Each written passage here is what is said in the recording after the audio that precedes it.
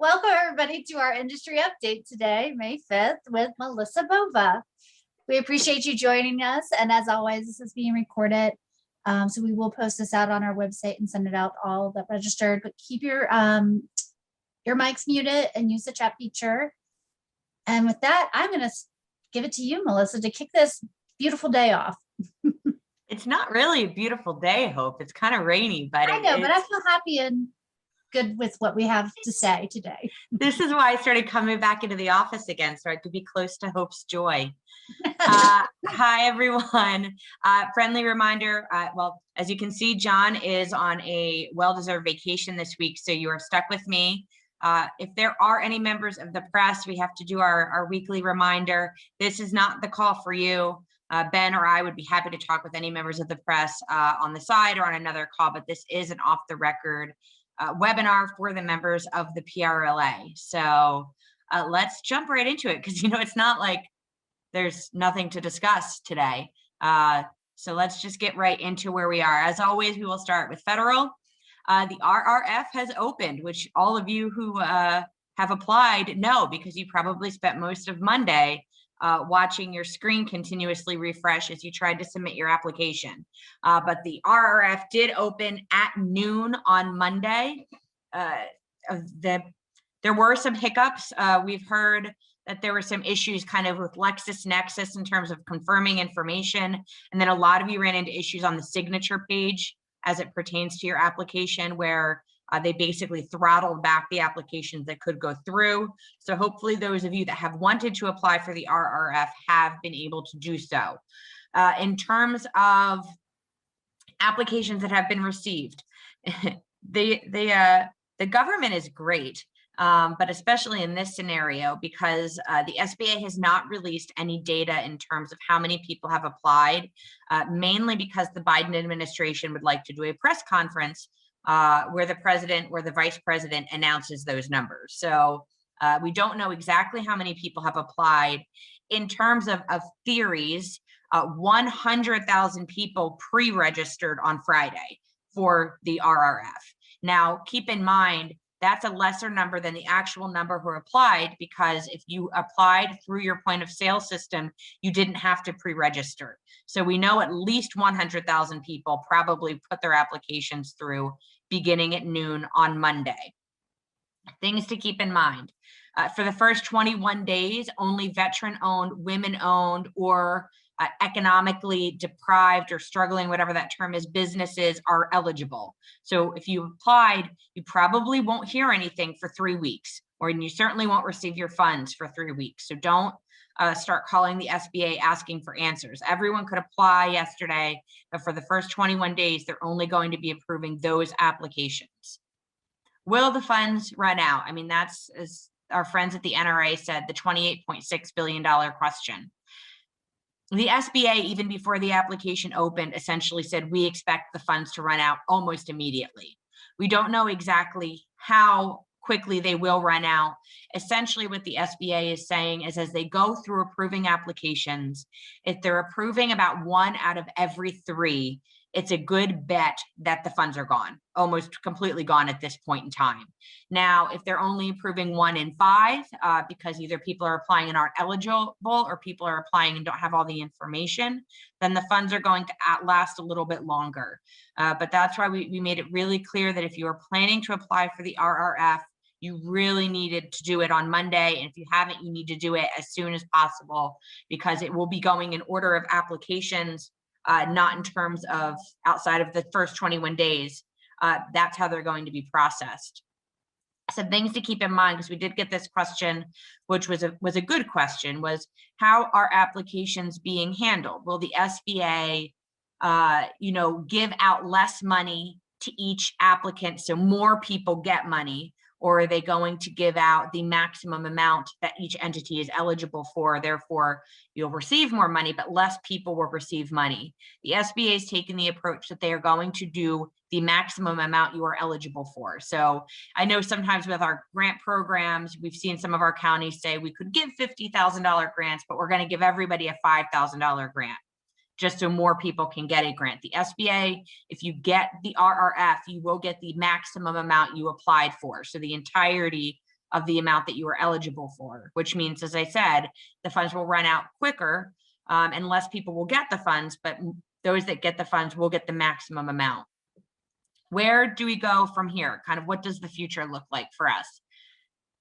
For those of you that participated in our congressional delegation meetings now 2 weeks ago, we brought up what we called the refunding of the RRF. And it was kind of interesting because at the time, a lot of our congressional delegations said, we think this is a one and done. We don't expect to go back and revisit it.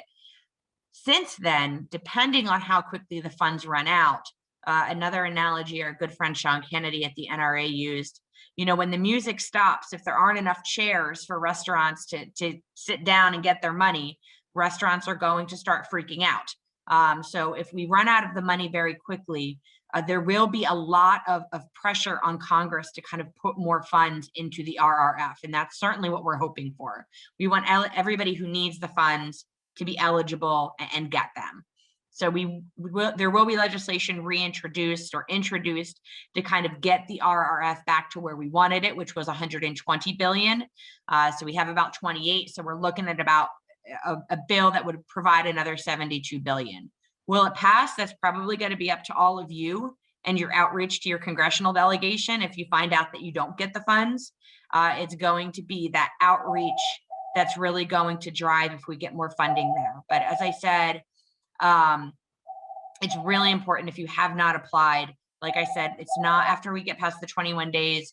It's not, you know, this person needs it more than the other. It's basically if you check the box to be eligible, then it'll go in that order. So please apply if you haven't yet.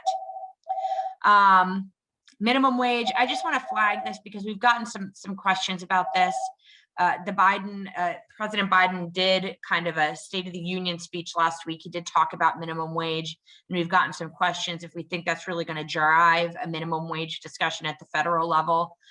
Minimum wage, the $15 minimum wage, elimination of the tipped wage, I mean, has been a topic on the Hill for a while now. PRLA continues to be prepared to engage, whether it becomes a federal issue or a state issue. Really, the question is going to be at the end of the day on the federal end, there doesn't seem to be enough votes for a $15 minimum wage across the entire Democratic Party. And they need every Democrat, at least in the Senate, to vote for a $15 minimum wage to get it across the finish line. So the question is, will those who want the $15 minimum wage, you know, cut a deal to get an increase, or will they say it's 15 or nothing and just walk away and use it as a campaign issue? So that's kind of where we are on that. I mean, it's definitely something the president's going to continue to push. It's definitely something our governor is going to continue to push. If that amounts to anything, you know, we're prepared to engage in that conversation. I think we all know, especially as we're dealing with the employment issues that we have right now, none of you are paying $7.25. So the market, especially as we're coming on the other side of COVID and the need for employees, is really dictating the wage, which makes the minimum wage, at least in theory, less of a front burner issue because the market's forcing you to pay a higher wage no matter what to get employees to come back to work. But I did want to flag that.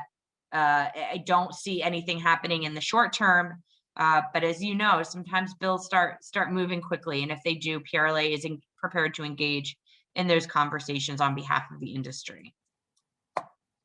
Let's talk about state stuff. We have all kinds of like bills moving, which is exciting.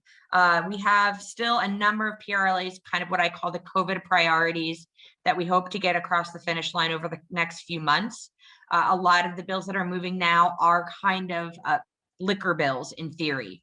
Next week, fingers crossed, if all goes well, House Bill 427 will head to the governor. It is an increase in the licensee discount from 10% to 15%. That would be effective immediately and last for 3 years. So great news for our licensees in terms of giving you, a higher licensee discount as you're trying to save funds as we're getting through the back end of this crisis. House Bill 425 has a little bit of everything in terms of our legislative priorities. We're hoping to get that across the finish line by the end of May. Some of the things that bill is important is it makes the items that you have now via the emergency declaration continue if the emergency declaration ends. As you all know, there is a voter referendum in a couple weeks. If it passes, which we will find out on May 18th. If it passes, it would be up to the legislature to authorize the governor to continue his emergency declaration. And if they don't, a lot of those things that we have right now might go away if the declaration goes away. So House Bill 425 extends your outdoor dining. Because I know this is a question I got last night, and I might get it again later. Allows you to continue to extend your outdoor licensed premise at no cost until December 31st of 2022. So that will continue when this bill passes. So we have to get it to the governor. It will go till the end of next year, your extension. It will also allow you to license non-contiguous properties. Even with what we'll get to in a little bit, people still want to eat outside, and you're still going to need to maximize your outdoor seating. So if there is a park that's across the street that you couldn't license before, but it's within 1,000 yards of your licensed premise, and you have, some servers that are cross-country runners or sprinters and want to sprint across the street, you will be able to license that area across the street also at no cost until December 31st of 2022. For my caterers, for my restaurants that have off-premise catering permits, it will eliminate that $500 fee to obtain an off-premise catering permit, get rid of the 52 event cap until December 31st of 2022, and also eliminate the 5-hour limit of events. So for all of those events that you weren't able to do in 2020 because of COVID, you'll be able to do unlimited events this year and next year once this bill gets to the governor and he hopefully signs it, which we expect him to. Also for safekeeping, if you have a license in safekeeping, it saves you from paying any fees on the safekeeping for another year, again, through the end of 2022. So that House Bill 425 is, like I said, really our effort to give you the time that we know you're all going to need to recover. House Bill 1154, as you know, this is like my personal passion project regarding mixed drinks to go, moved out of the House Liquor Control Committee yesterday unanimously, and it makes it permanent. So you would be able to do mixed drinks to go for forever. So you can continue to make sure that I'm fully stocked on margaritas for Cinco de Mayo and also my espresso martinis. So this would allow you to continue to do that permanently. So we'll be working on getting that across the finish line as well. So a lot of bills, like I said, on the move. I mentioned last week, the PRLA Policy Committee did meet in Harrisburg in person. It was very exciting to go over our 3-year legislative plan. It was in our daily update last week, so please take a look at that if you haven't. For the short term, we're really looking at our COVID priorities. As you can see, our liquor priorities moving, getting more funding into the CHIRP program, expanding the CHIRP program to be inclusive of entities that might not have been eligible before. Getting funding for tourism, really kind of getting those recovery boxes checked over the next few months. So then we can go to the end of this year and start focusing on some of our other legislative priorities. So if you have not looked at our plan, take a look. It's exciting to kind of think of what the future will be or what the future will look like in terms of legislative priorities. So stay tuned for all of that. But like I said, short term, over the next few weeks, Zach and I will be working on all of our COVID priorities and getting them across the finish line so we can move on from this. Let's go to the next slide. We could probably just skip over this slide because there's absolutely nothing exciting to discuss. Actually, it's probably the only reason I have 113 people on the webinar today is because of this slide alone. Yesterday, as I said on a call earlier, the Wolf administration had, I like to affectionately refer to it as a come to Jesus moment in terms of mitigation. So while we would have loved this announcement to have been a month ago, I'm smiling because I'm just happy that the announcement was made as it was.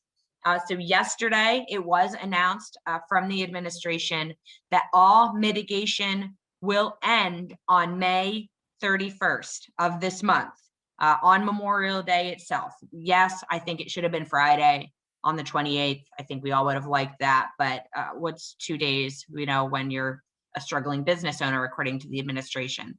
But May 31st is the date. It's effective at 12:01. So when you wake up on Monday, May 31st, mitigation will end. Now, the question you all are having is, what does that mean? We had that question too.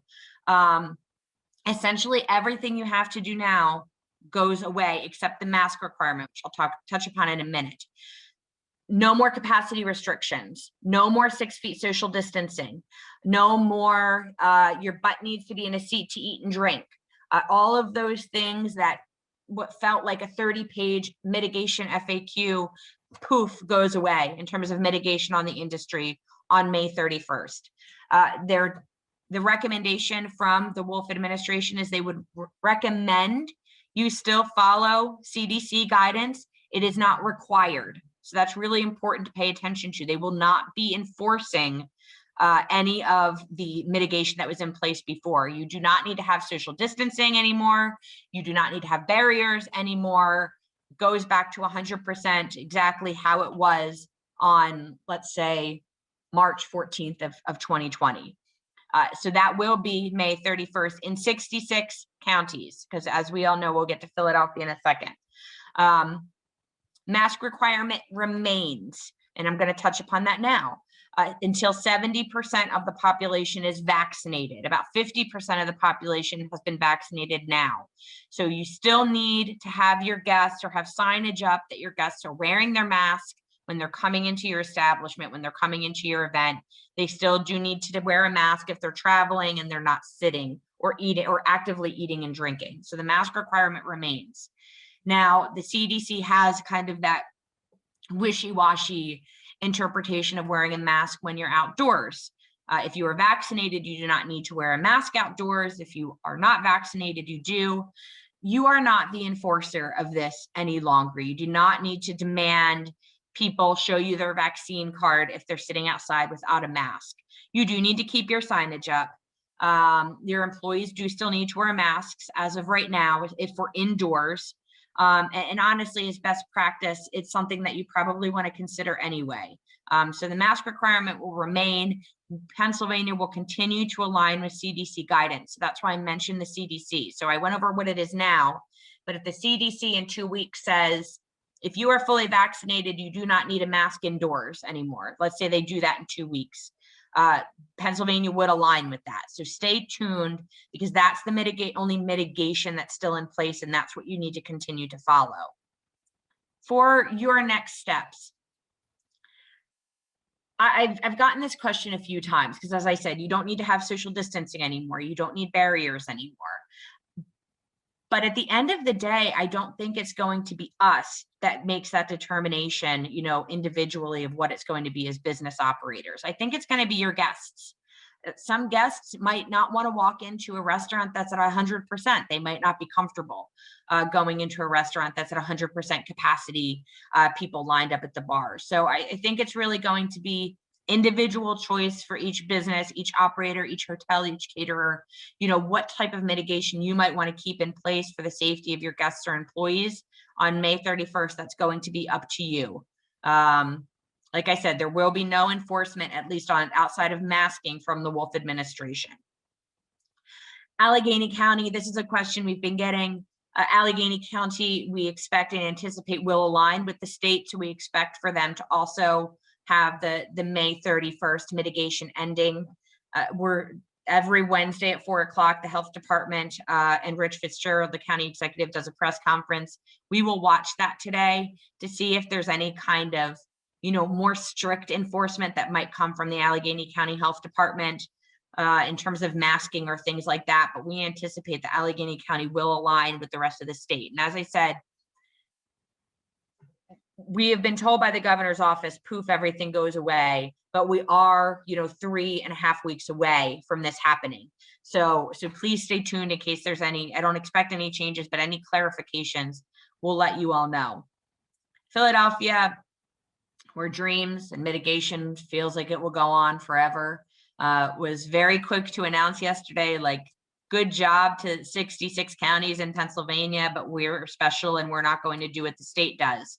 So Philadelphia has already said it is not planning to align with the state for May 31st. That is apparently Dr. Farley's prerogative.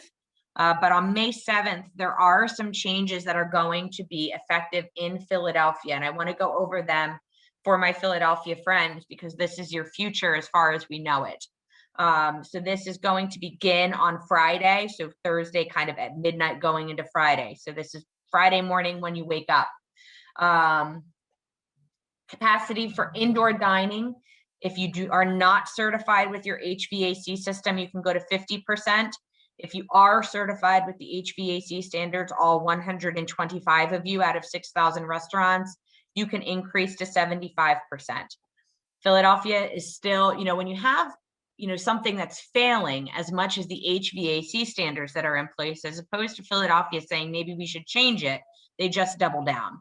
But that's going to be indoor capacity for indoor dining at restaurants in Philadelphia. You still need to have social distancing. You can go from table sizes of 4 in the same family to 6, and they do not need to be from the same household. Not that you are enforcing that anyway. So now if you are a family of 5, you can now sit together indoors in Philadelphia. You haven't been able to do that in, well, I guess 15 months or so now. Further, if outdoor dining in Philadelphia beginning on the 7th, your maximum table size will increase to 10. And then for indoor events, for my caterers and hotels, you are now allowed to have indoor events in Philadelphia at 25% capacity with a maximum of 75 people. And if you behave and you twirl around and do 6 jumping jacks, you can go up to 150 people on May 21st in the city of Philadelphia. So that's where Philadelphia stands right now. New York City's announced it's ending its mitigation. I would love to say that Philadelphia will follow, and they should follow. I think there will be pressure to do so, but as I said, right now they haven't.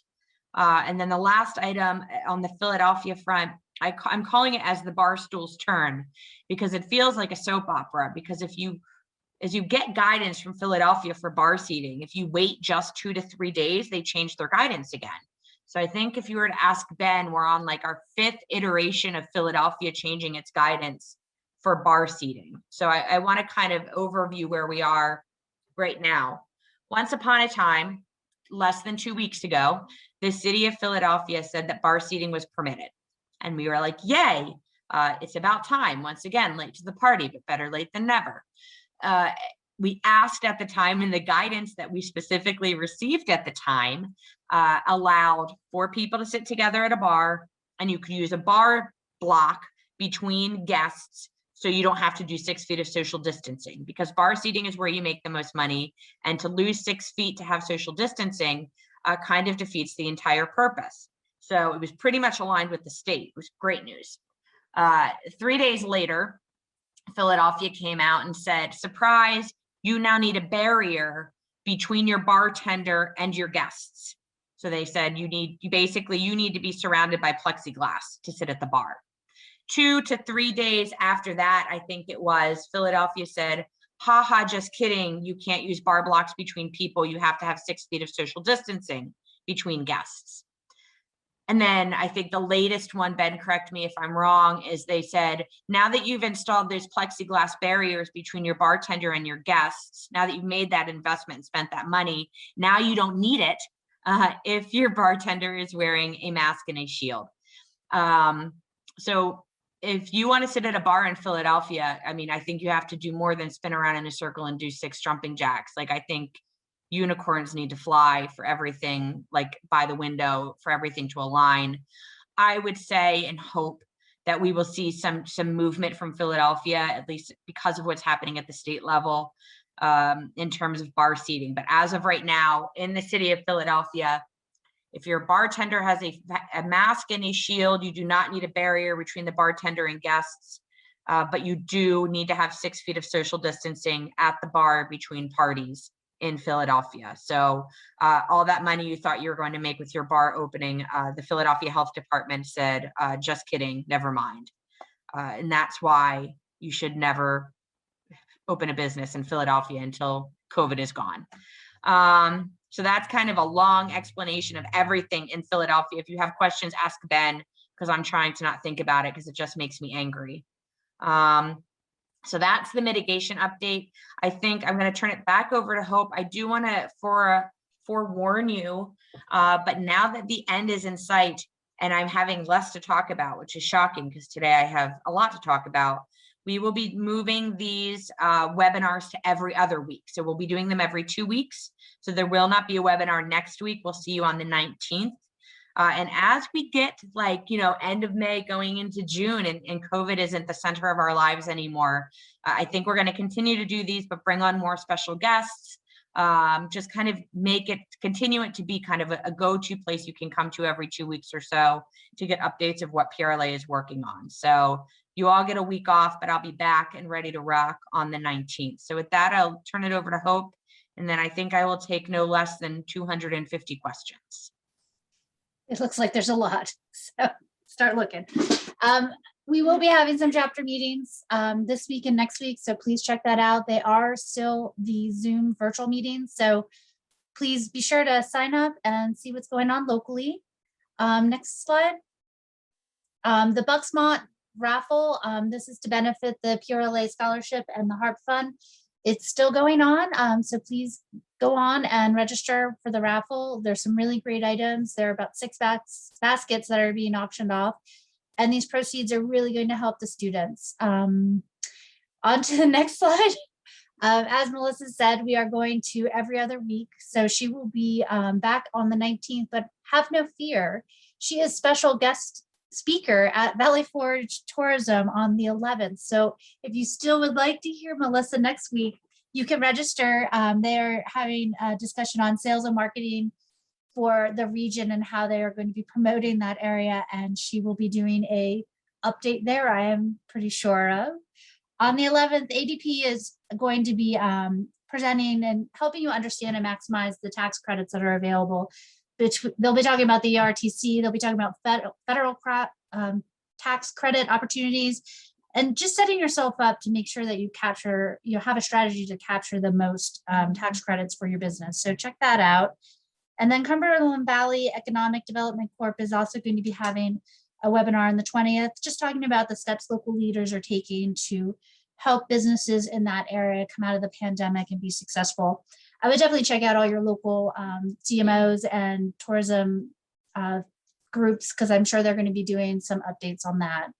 The job board, we are promoting this and working on an awareness campaign for the situation of the lack of employees. So please make sure to get your jobs up there, update them regularly, because I have noticed some have deadlines. You want to make sure they don't have deadlines so that everybody knows that you're still looking for employees.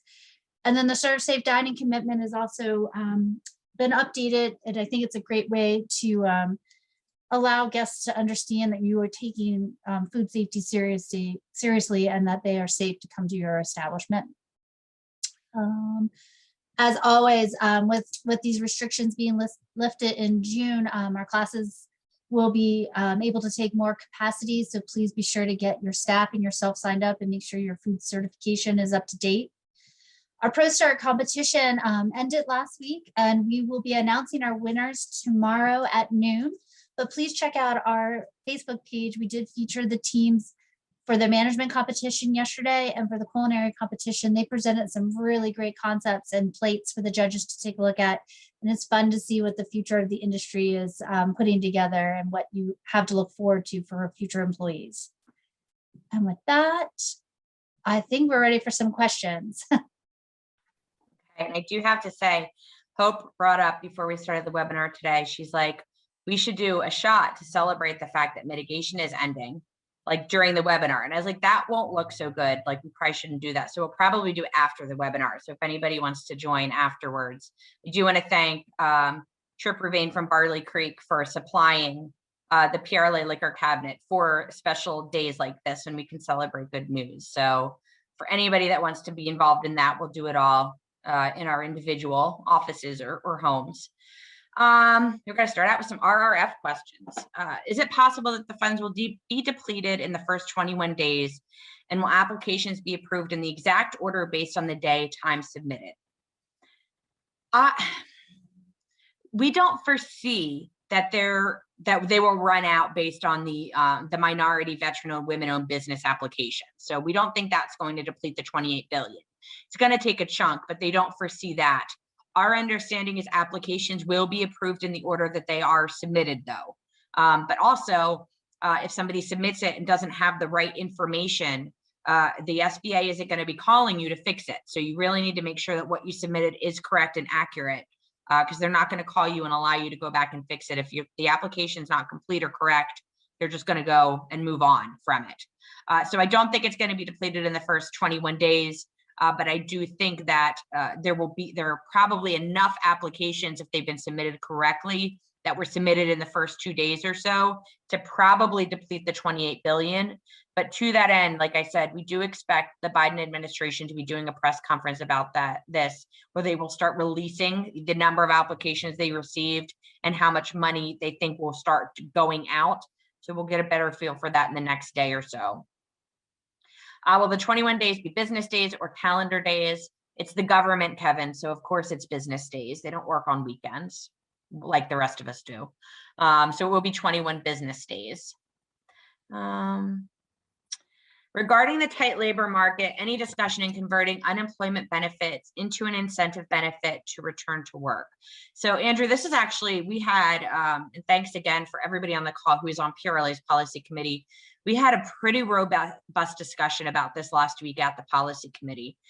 There is discussion at the federal level and a little bit at the state of, incentivizing people to return to work. So, you get more money or you get an upfront payment or tax credits if you go back to work. It's being discussed.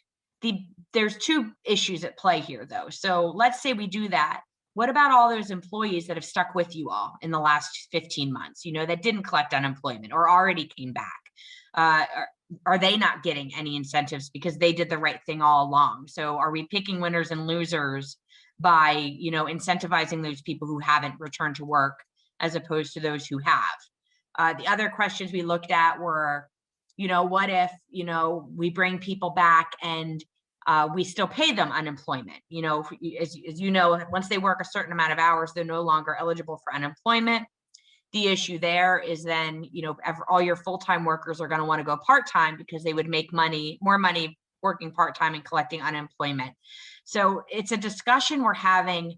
I don't know if it's going to be holistic enough, whole enough to really solve the problem. And it really is, the unemployment issue is our biggest issue within the industry right now. In our latest polls, 57% of you, is probably even higher now, have said your employment issues are your biggest concern right now, even beyond mitigation. It's more than just people staying on unemployment. That's one small piece of it, but it's a bigger issue at play here. And I'll go into my speech about this. I mean, one, yes, you have people that are making as much money or more money on unemployment than they are working. And even if you pay them more than they'd make on unemployment, they're making enough on unemployment that they don't really have an incentive to go back to work. If they can sit at home and do nothing as opposed to going back to work. Another issue is childcare is a huge issue that we have right now. Schools are still closed. There are a lot of people that just can't go back to work because their children are still home. How do we address that issue? How do we address the issue of people just don't feel safe yet going back to work? And then fourth, our industry, we've been on a roller coaster. We were shut down in March. We reopened in July. We were shut down again in the fall. We lost a lot of people in our industry to like the Amazons of the world that are paying $20 an hour, providing full benefits. So I think as an industry, we're going to have to really look to the future and look at how our business models are working and how we can adjust. We've said before, all those people who went to Amazon when they realize they don't have the flexibility that they have in our industry, maybe they're going to start coming back when they realize they can't make their own hours that they can when they work for us. But this is a longer term problem than I think all of us think it is. So unfortunately, Andrea, that's a really, really long answer to a short question. In short, there is discussion of incentives, but we have to look at the big picture of if we incentivize one group, what happens to the other group that has been working with us all along and didn't go on unemployment. Regarding drinks to go, we have not participated until this point. If in the future we would like to, what would we have to have in place to do so? Great question. Drinks to go right now is still in place. If you are doing it right now, you need to prove that you've had a 25% revenue loss because of COVID at any point in time during COVID. You need to prove a 25% revenue loss. You need to have a transaction scan device. You need to have a sign up that says if you are transporting an alcoholic beverage, you can't put it in your cup holder and drink it in the car. That's the layman's term of what the signage says. There is no cost, though, to do cocktails to go. And when we make them permanent, which is our goal, there will be no cost attributed to that as well. So there will be some changes in terms of when we make it permanent. But for right now, if you're doing cocktails to go right now, it does need to be a sealed container. If there's a straw hole, you need to cover the straw. You need to sign up, warning people about driving with alcoholic beverages, and you need a transaction scan device to check the IDs of anybody who looks underage. So that's what you need right now. And as we work through making it permanent, we'll provide any other guidance, but our goal is to continue to ensure that you can do this at no cost for you. So hopefully that answered that question. I saw this question before. I think I answered this. Social distancing, when on May 31st, not now, May 31st, when mitigation ends, you do not need to have social distancing anymore. You might still want to. You might still want to have some social distancing. And the Wolf administration, as I said, is recommending you follow CDC guidelines for social distancing, not requiring. But you will not be required to have social distancing beginning on May 31st if you are in 66 counties. Has Team Wolf put his announcement in a legal document, not a press release? He hasn't, as we know, whenever there's a change to mitigation, the order doesn't get updated until really the day before. There isn't a legal document yet because, quite honestly, they're just going to be pulling back the mitigation order in and of itself. Now, they might replace it with a masking order, but Bob, we don't expect that to be until the week before this all takes effect. Second question, has the Republican caucus worked with PRLA on the exact legal document rescinding the Wolf orders if questions 1 and 2 get a yes? They have to draft legislation. As far as I know, they're probably drafting legislation. I don't know if they need to work with the PRLA on that. That's really a lawyer question. The lawyer, as I told you, I expect there to be at least a legal battle or two before all is said and done.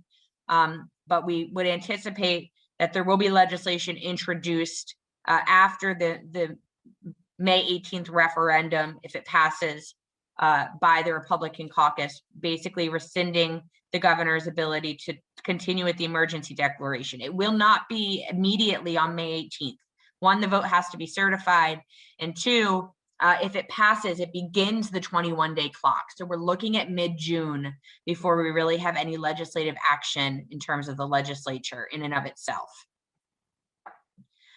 Do patrons need to wear a mask while seated but not eating or drinking? I have to follow up on the CDC guidelines. We'd have to check that, Allison. You would follow the CDC guidelines. So if the CDC is still recommending a mask be worn when not eating and drinking, then yes. But if it's just saying masks need to be worn when you're moving about a room, then no. So that's going to be triggered by the CDC. Let's see. At our earlier meeting, you mentioned something with hotels for the mitigation.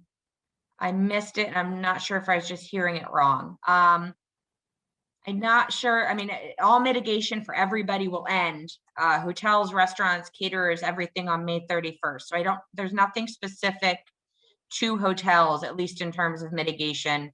It ends for everybody on May 31st. A client asked if guests showed vaccination cards. Can the wedding not wear masks for the events? I assume this is a no, but I wanted to ask. It is a no, unless the CDC guidance changes. Like I said, we are aligning with the CDC in its current phase. The answer is no. We did ask the Wolf administration in our call last week if there could be something, if everybody's been vaccinated, can they not wear masks? They said, we're not comfortable doing that.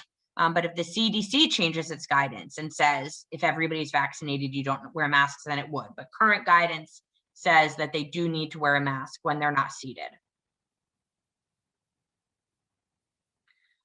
Please confirm that if ballot questions 1 and 2 get yes, the Republicans can drop the mask mandate if they had the courage to do so. I mean, it's going to be, like I said, in theory, yes, they could drop the mask mandate. The mask mandate might be gone by the time any vote occurs as it is. I mean, we do have the Biden administration saying they want 70% of the country vaccinated by July 4th. So it might be a moot point. But all of that would be haggled out within the legislative process and the bills that the legislature passes. Okay, in regards to the state bill, being able to use other outdoor spaces, parking lots, attached parking spaces to your establishment, are landlords or local townships allowed to try and shut this down? For example, can they now say there are no outdoor tents allowed? Yes, and actually they kind of all could last year. It was just, I mean, last year we had no indoor dining and we needed to use outdoor dining. This is something that you need to have conversations with your landlords and your township, especially as it pertains to zoning. A lot of them kind of looked the other way or gave you a free pass last year, but you do need to check with them and make sure that they're okay in terms of continuing to allow you to expand if it is in violation of maybe any current standards. So this allows you to do it from the state level in terms of legality with the LCB and LCE. You still need to check the boxes locally to make sure that you can do it. I think I answered this question, Bob, for the ballot questions. Once it's certified, it begins the 21-day clock. So as you know, the legislation as it was passed that was going on the ballot says that an emergency declaration can go for 21 days. And then it needs to be reauthorized or approved by the legislature. So the 21-day clock would begin, our assumption is, when the vote is certified. So that would begin the 21-day clock. For Philly, can we have walk-up bar service at catered events? Can we dance? Ben, did we clarify the walk-up bar service thing for Philadelphia? As of now, they're still saying no bar service at events, and they haven't been able to answer my question. Hopefully in the updated guidance, if it comes out on May 7th, that'll be cleared up. But as of now, and as we know it this weekend, it's still not allowed. But Ben also says that you can dance. So they did take the dancing guidance out of the language. Footloose is now over in Philadelphia, which is good news all around. Do you know if the administration is tracking tallying the many Pennsylvanians that got the vaccine out of state? Also college kids that got it at college out of state? I assume that they are, but that is, we're going to be getting a lot of vaccine updates from the administration, so we can certainly track that and make sure. So we can double check and make sure that they're including that in terms of people getting vaccinated out of state. Let's see. If House Bill 425 doesn't get enacted, is there any discussions with the LCB as to how they will handle the extension of premise outdoors? Yeah, Kevin, that's actually conversations we've been having, because that's why we want to get 425 passed by the end of the month, because that checks the box for us. It could go two ways. The LCB could, within its authority, say we're going to extend it. That's the right thing to do, that they would allow you to continue to do it.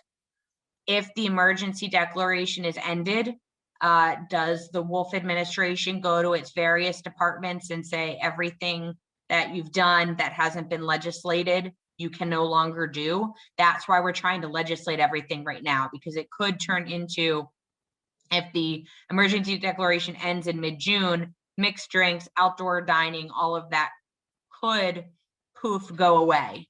The LCB could decide not to do that. Mixed drinks would definitely go away, but for the outdoor dining, the LCB could decide to extend it. I don't know if they will, which is why it is important for 425 to get enacted. Now, if it does go away, worst case scenario, you can apply for a permanent extension, but that does come at a cost. And you have to do a little bit more due diligence in terms of the approval process. Oh, yes, we're going to Manayunk. Steve Truitt is doing $2 margaritas all day. I'm going. I'll be there in a few hours. Not sure if anyone has asked this, but has there been any discussion about buffets and whether private event space is now allowed to provide buffets that are self-service as opposed to staff served from behind the buffet line.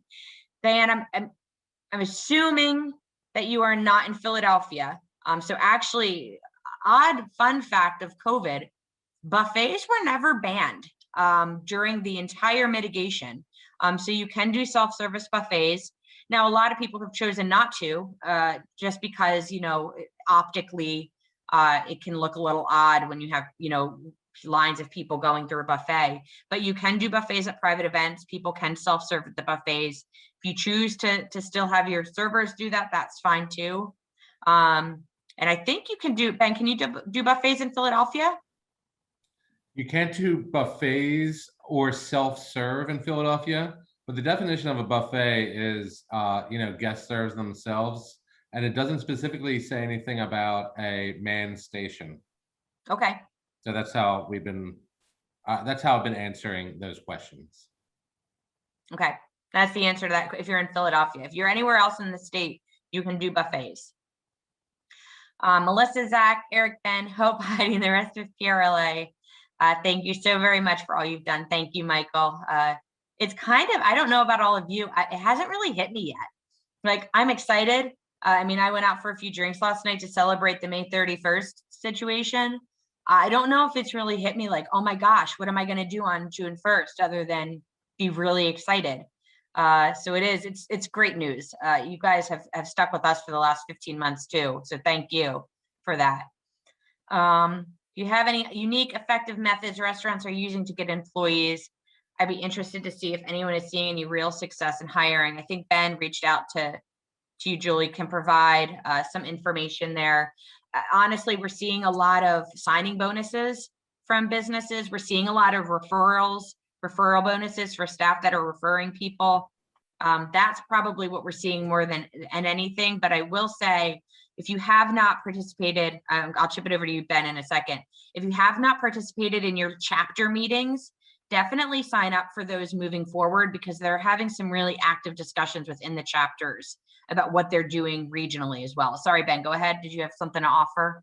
Yeah, and yeah, besides the chapter meetings, which are a great way to crowdsource pain points, be very transparent. Be transparent in what you're paying, be transparent in your benefits, be transparent in hours, be transparent in job responsibilities, because everybody's looking around right now, taking their time to figure out what the best fit is for them. So the more the transparent you are in the, you know, in your outreach, you know, it's not wait for them to call you and then tell you how much you're getting paid and what the job is.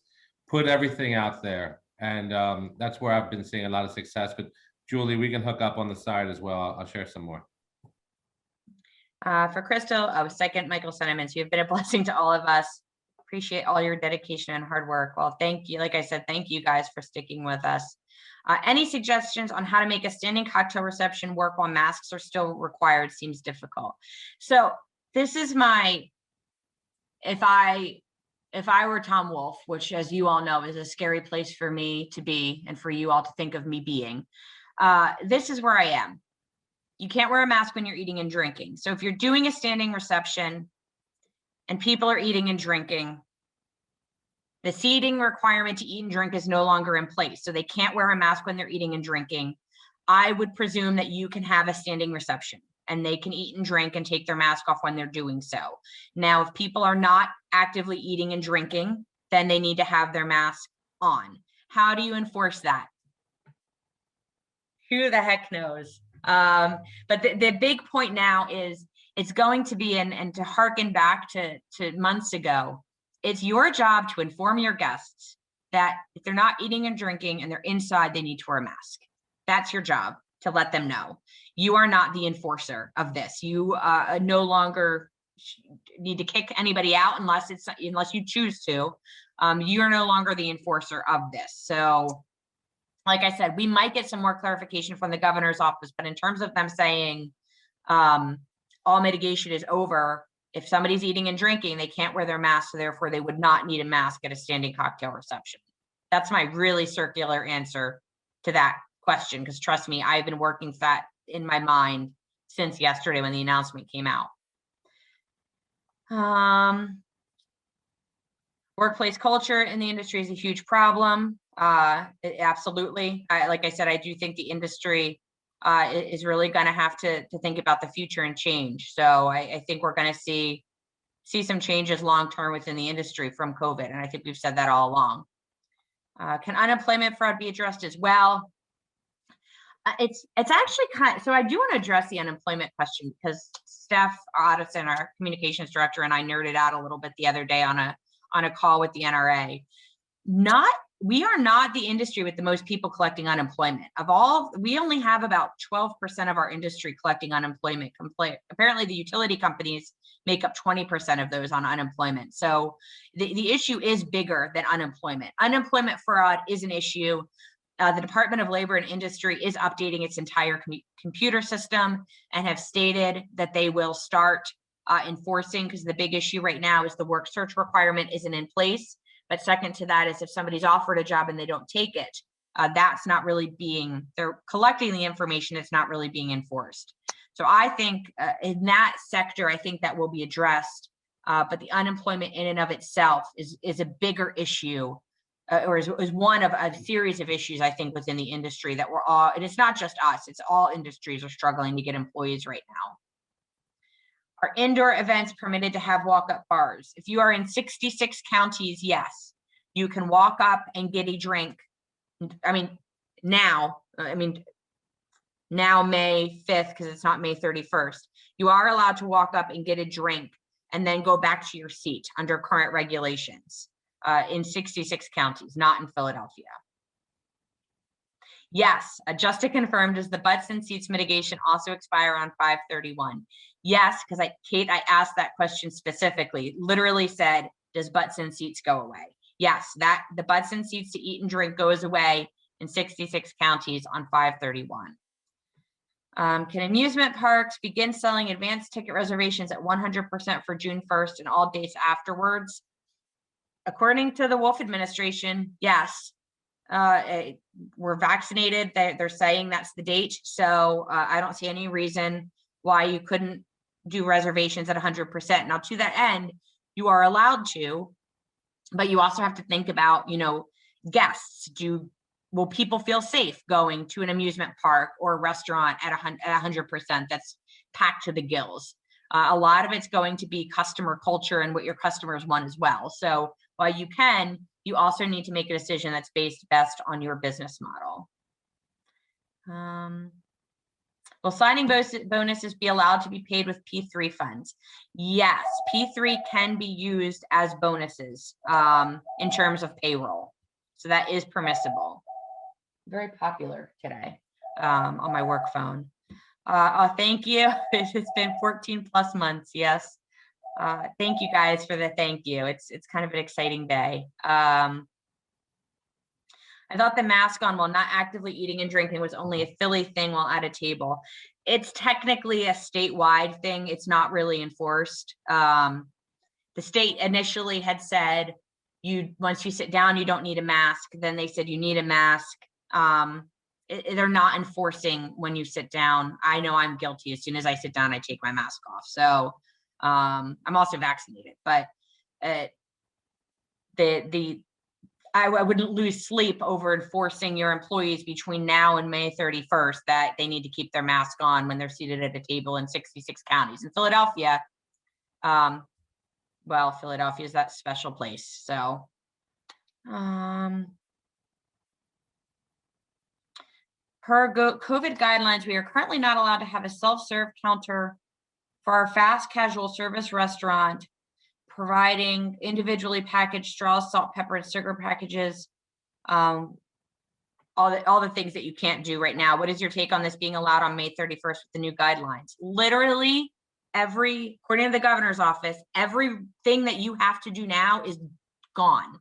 The only thing in place is masks. So the recommendation of no more than 10 people at a table, you can't keep your ketchup on the table, all of that goes away May 31st. Like literally the life that we love to look back on and fantasize about in the beginning of March of 2020, we're going back to that life on May 31st. So everything you have to do now is gone except for the mask. That's the only thing that's still going to be in place in 66 counties after May 31st. Have I earned my shot yet? Okay. I think your yay and yes is, we are done. I think we made it, guys. I actually thought we were going to go over the noon mark. You guys have been nice to me today. Well, because you said yes to everything. You said everything went poof on the 31st. So. It's all, everyone literally signed on to the webinar today just so I could confirm that everything goes away. All righty. Well, thank you everybody for joining us today. As I said, it is recorded. Oops, somebody's. Yep. Oh, there we go. Everybody have a great week. Thank you so much for joining us. And well, yeah, you'll see us in 2 weeks. But happy Cinco de Mayo. Everybody have a great day. Thanks, everyone. Stay safe.